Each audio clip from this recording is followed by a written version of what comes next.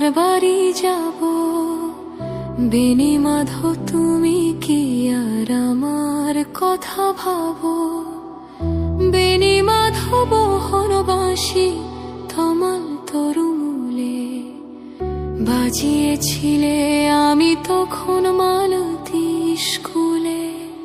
ডেস্কে বসে অঙ্ক করি ছোট্ট ক্লাস ঘর, বাইরে দিদি মুনির পাশে দিদি মুনির বর। আমি তখন নবম শ্রেণী, আমি তখন সারি। আলাপ হলো বেনি মাধো সুলেখাদের বাড়ি।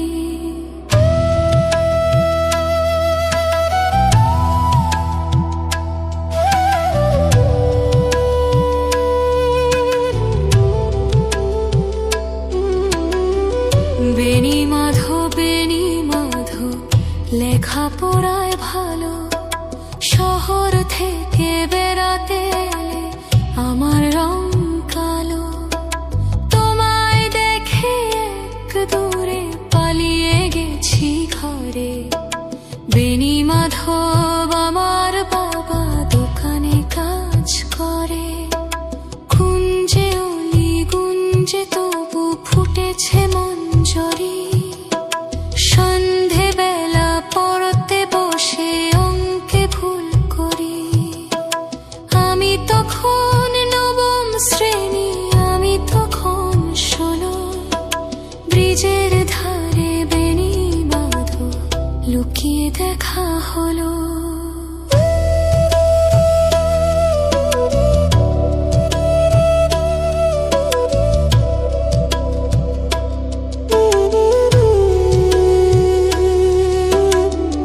বেনি মাধো এতদিনের পরে সত্যি বলো, সেসব কথা এখনো মনে পড়ে?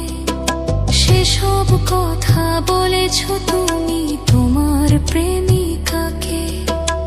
আমি কেবল একটি দিন তোমার পাশে তাকে দেখেছিলাম।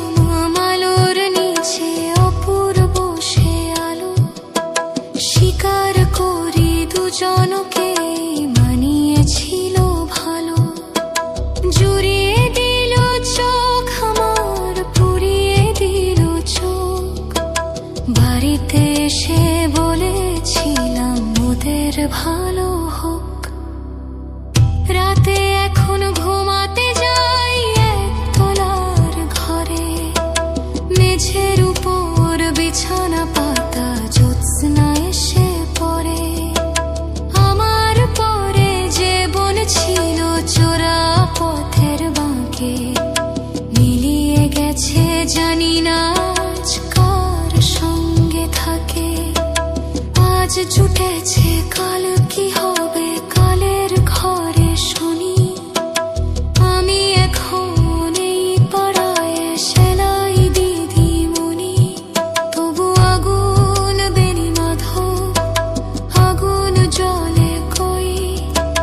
কেমন হবে আমিও যদি নষ্ট মেয়ে।